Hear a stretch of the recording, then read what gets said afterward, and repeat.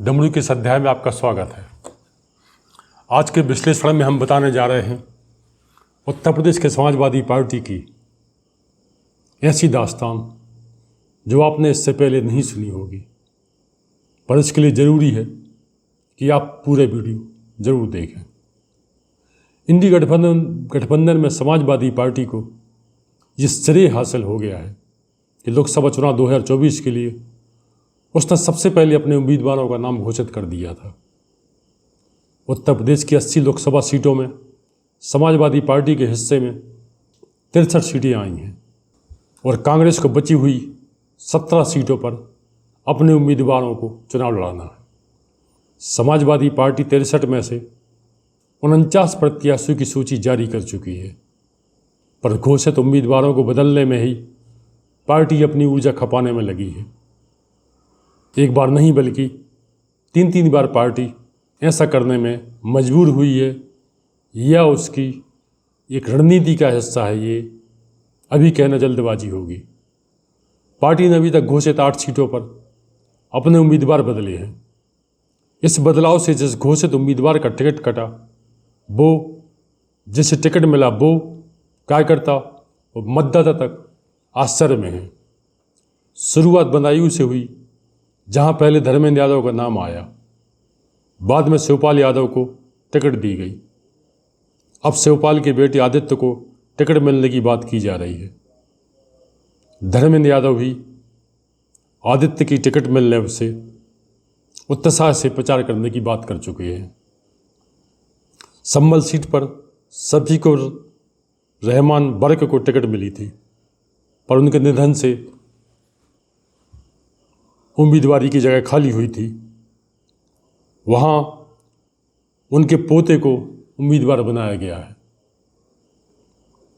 मेरठ में पहले दलित नेता भानु प्रताप सिंह को उम्मीदवार बनाया गया था, जो दिल्ली के रहने वाले हैं और जो हिंदू धर्म पर कटाक्ष करने के लिए जाने जाते हैं।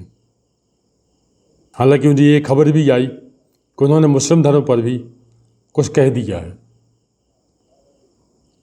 उनका विरोध हुआ और उनकी टिकट काटकर गुर्जर नेता अतुल प्रधान को उम्मीदवार बनाया गया। अतुल प्रधान अपना चुनाव प्रचार करते कि खबर आ गई कि पार्टी ने सुनीता वर्मा को प्रत्याशी बना दिया। सामान्य सीट पर एक महिला और दलित को टिकट देना समाजवादी पार्टी के सब्जेक्ट तक इसे पार्टी का रणनीतिगत फैसला मान रहे हैं। इसी मेरठ सीट पर टीवी धारावाहिक के रामायण के राम अरुण गोविल भाजपा की तरफ से उम्मीदवार हैं। ऐसे में इस सीट पर रोचक मुकाबला देखने को मिल सकता है। मिश्रित लोकसभा सीट पर पहले रामपाल राजवंशी, फिर उनके बेटे मनोज, अब बहू संगीता राजवंशी को प्रत्याशी बनाया गया। मेरठ से आगे गौतम बुद्ध नगर है, यहाँ से डॉक्टर महेंद्र नागर उम्मीदवार हैं। इनके पहले पार्टी ने राहुल अवाना को उम्मीदवार घोषित किया था। इसी तरह बागपत से समाजवादी पार्टी ने मनोज चौधरी को उम्मीदवार बनाया। 13 दिन बाद पार्टी ने अमरपाल शर्मा को टिकट देकर उम्मीदवार बना दिया। मुरादाबाद लोकसभा सीट पर समाजवादी पार्टी ने मौजूदा सांसद ST हसन को टिकट दे दिया। बाद में उनका टिकट काटकर रुचि वीरा को उम्मीदवारी दे दी, जो आजम खान की करीबी बताई जा रही हैं। रामपुर लोकसभा सीट से आजम खान की मंशा रही कि वहाँ से स्वयं अखिलेश यादव चुनाव लड़े। अखिलेश की अनिच्छा के चलते आजम के करीबी असीम रजा ने नामांकन कर दिया, लेकिन पार्टी ने मौलाना M नदवी को प्रत्याशी बना दिया। बिजनौर लोकसभा सीट पर पहले यशवीर सिंह प्रत्याशी बने, बाद में परिवर्तन कर दीपक सैनी को टिकट दिया गया। मध्य प्रदेश की खजुराहो लोकसभा सीट, जो गठबंधन के तहत समाजवादी पार्टी को मिली है, यहाँ से पार्टी ने पहले मनोज यादव को टिकट दिया था। अब मीरा दीपनारायण यादव को उम्मीदवार बना दिया गया, पर एक समाजवादी पार्टी के लिए बुरी खबर आ रही है।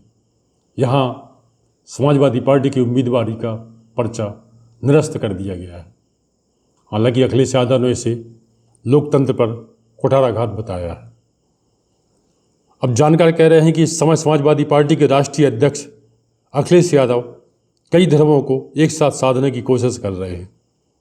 सपा के संस्थापक मुलायम सिंह यादव की मृत्यु के बाद ये पहला बड़ा चुनाव है जो मुलायम सिंह यादव की अनुपस्थिति में लड़ा जाना है। चुनाव की सारी रणनीति बनाने और उसको अमल में लाने का जिम्मा अखिलेश के कंधों पर है।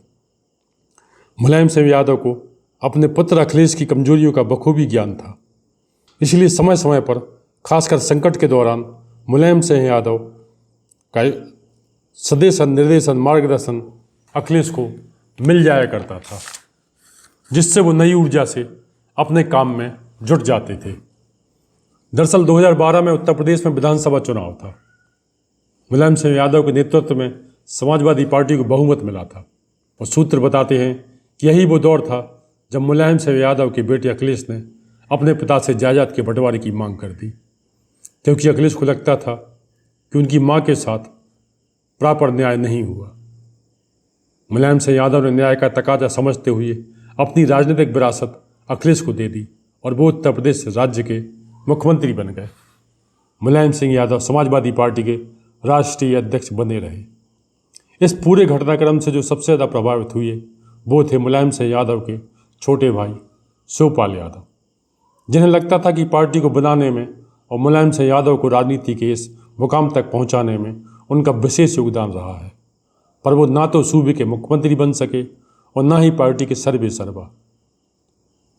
शिवपाल यादव की जिंदगी में दर्द का दूसरा दौर तब आया जब 2017 में अखिलेश और मुलायम की लड़ाई समाजवादी पार्टी के अधिकारों को लेकर हुई। शिवपाल ने मुलायम का साथ दिया और पार्टी के ज़्यादातर नेता अखिलेश के साथ चले गए।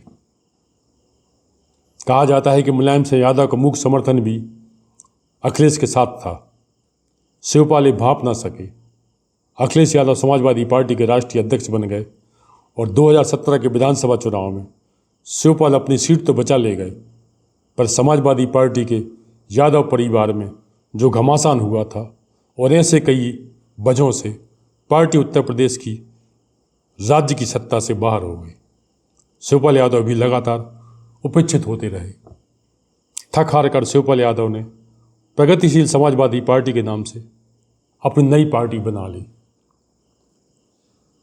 पर मैनपुरी लोकसभा से सांसद मुलायम सिंह यादव का निधन हो गया। उनके निधन से मैनपुरी लोकसभा सीट खाली हो गई। उस उपचुनाव में अखिलेश ने अपनी पत्नी डिम्पल को समाजवादी पार्टी का प्रत्याशी बनाया। अखिलेश और शिवपाल के झगड़े को इस बीच काफ़ी प्रसारित और प्रचारित किया जा चुका था। मैनपुरी लोकसभा के उपचुनाव में अखिलेश ने शिवपाल से दूरियां खत्म की और अपनी पत्नी डिम्पल के लिए प्रचार करने को कह दिया। डिम्पल यादव ने चुनाव जीता और शिवपाल की पार्टी प्रगतिशील समाज पार्टी का समाजवादी पार्टी में विलय कर दिया। तो शिवपाल यादव समाजवादी पार्टी के महासचिव बन गए। जो शिवपाल अपने आप को मुलायम सिंह यादव का उत्तराधिकारी समझते थे, उन्होंने बाद की परिस्थितियों के हिसाब से अपने आप को ढाल लिया और समय के समझौतों के अनुरूप अपने आप को बदलते चले गए। एक मलाल उनके दिल में रह रह कर आता रहा कि उनके सभी भाइयों के बच्चे कहीं न कहीं सेटल हैं, विशेषकर राजनीति में। इसी बीच लोकसभा चुनाव आ गए और उनसे बिना सलाह मशवरा किए उन्हें बदायूं सीट से लोकसभा का उम्मीदवार बना दिया गया, जबकि पहले धर्मेंद्र यादव की उस सीट पर दावेदारी तय हुई थी। शिवपाल यादव पहले तो बदायूं गए ही नहीं, पर कार्यकर्ताओं की मांग पर उन्हें बदायूं जाना पड़ा। शिवपाल को संगठन के मामलों में महारथी कहा जाता है। शिवपाल बदायूं में अनमने भाव से ही सही पर अपने प्रचार में लग गए। इसी बीच एक घटना और घट गई। मुख्तार अंसारी की मृत्यु की खबर आ गई। शिवपाल की मुख्तार अंसारी से निकटता रही। दूसरी ओर भाजपा ने मौजूदा सांसद संघमित्रा मौर्य का टिकट काट दिया और दुर्ग विजय साक्य को अपना उम्मीदवार घोषित कर दिया।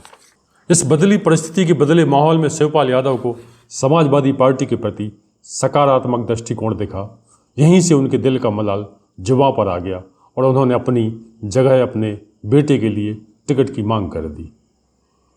मांग के समर्थन में उनका कहना है कि क्षेत्र के लोग युवा चेहरा चाहते हैं। दरअसल कोई दल काफ़ी सोच विचार के बाद प्रत्याशी तय करता है और बहुत ही विशेष परिस्थिति में उसमें बदलाव किया जाता है, पर जिस तरह से अखिलेश यादव ने प्रत्याशी बदले हैं उससे ऐसा माहौल बन गया है कि कई क्षेत्रों से उम्मीदवार बदलने की मांगें लगातार आ रही हैं। विरोधी इसी का मखौल उड़ाने में लग गए। समाजवादी पार्टी में कुछ संयोग भी बनते रहे हैं। अखिलेश यादव के नए प्रयोग जारी हैं। 7 चरणों में लोकसभा चुनाव संपन्न होना है। ऐसे में संयोगों प्रयोगों का मामला नामांकन के अंतिम दौर तक जारी रहने की संभावना है। तो आज के लिए इतना ही। आपसे अनुरोध है कि चैनल को लाइक करें, सब्सक्राइब करें, शेयर करें और अपने विचारों से हमें कमेंट्स बॉक्स में अवश्य अवगत कराएं।